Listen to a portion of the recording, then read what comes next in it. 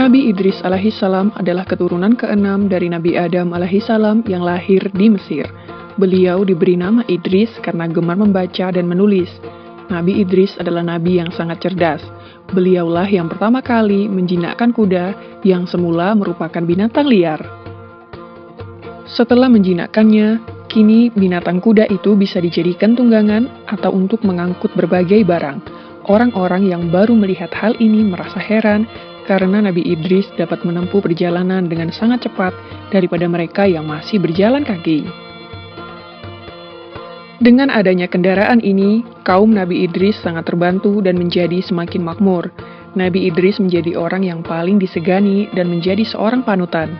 Di dalam Al-Quran, Nabi Idris digolongkan sebagai manusia yang sabar karena beliau tidak mudah putus asa dalam menghadapi tantangan dan rintangan seberat apapun. Nabi Idris merupakan manusia pertama yang mulai menulis dengan pena dan dianugerahi berbagai kepandaian oleh Allah. Di antaranya ilmu alam semesta, ilmu tulis-menulis, dan ilmu berhitung. Beliau pula yang pertama kali menjahit baju sehingga membuatnya lebih nyaman dipakai daripada baju yang masih terbuat dari daun dan kulit hewan. Selain itu, beliau juga menguasai berbagai macam bahasa. Oleh karena itulah, beliau dapat dengan mudah berkomunikasi dengan manusia lainnya. Beliau juga pandai membangun rumah sederhana yang indah dan nyaman, sehingga banyak orang dari berbagai daerah yang menirunya dan meminta bantuannya.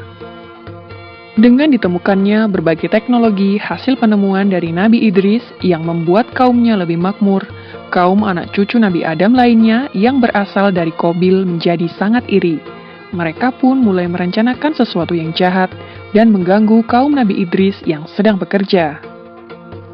Semakin hari, kaum dari Qabil semakin bertambah jahat. Mereka mulai berani merampas harta benda kaum Nabi Idris dan melukai para perempuan dan anak-anak.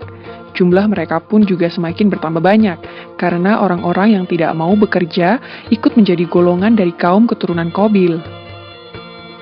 Karena kejahatan kaum keturunan Qabil semakin meresahkan, para penduduk pun mulai melaporkan berbagai kejadian itu kepada Nabi Idris. Nabi Idris lalu pergi menuju sebuah bukit dan memohon pertolongan kepada Allah Subhanahu wa Ta'ala. Pada usia 82 tahun itulah, Nabi Idris diangkat menjadi seorang rasul untuk memberikan peringatan kepada seluruh umat manusia. Maka Nabi Idris dengan segera melaksanakan tugasnya sebagai rasul dan memberikan peringatan kepada kaum keturunan Qabil untuk kembali ke jalan yang benar.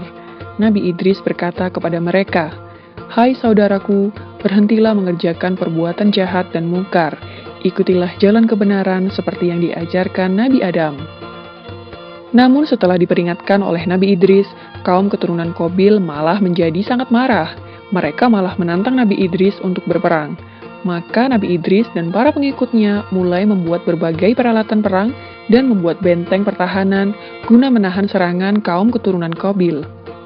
Akhirnya peperangan pun terjadi. Selain menjadi seorang nabi dan rasul, Nabi Idris juga merupakan seorang panglima perang. Beliau berperang dengan gagah dan berani sehingga mendapatkan julukan Asadul Usud yang berarti singa dari segala singa karena tidak pernah berputus asa dalam menjalankan tugasnya untuk memerangi kejahatan. Nabi Idris adalah ahli strategi yang sangat pintar, sehingga beliau dan pasukannya selalu dapat memenangkan berbagai pertempuran. Namun semakin hari, kaum keturunan Qabil yang mungkar dan durhaka itu makin bertambah banyak jumlahnya, dan tidak terhenti menyerang para wanita dan anak-anak dari kaum Nabi Idris. Maka Allah Subhanahu wa Ta'ala memerintahkan Nabi Idris beserta kaumnya untuk berhijrah dan meninggalkan negerinya untuk menuju tempat yang lebih aman. Demikianlah kisah Nabi Idris alaihissalam yang tiada henti berperang dengan kaum keturunan Qabil. Nama Nabi Idris diabadikan di dalam Al-Quran dalam surat Maryam ayat 56 dan 57. Semoga kisah ini dapat mempertebal iman kita kepada para nabi dan Rasul Allah Subhanahu wa Ta'ala. Amin ya Rabbal Alamin.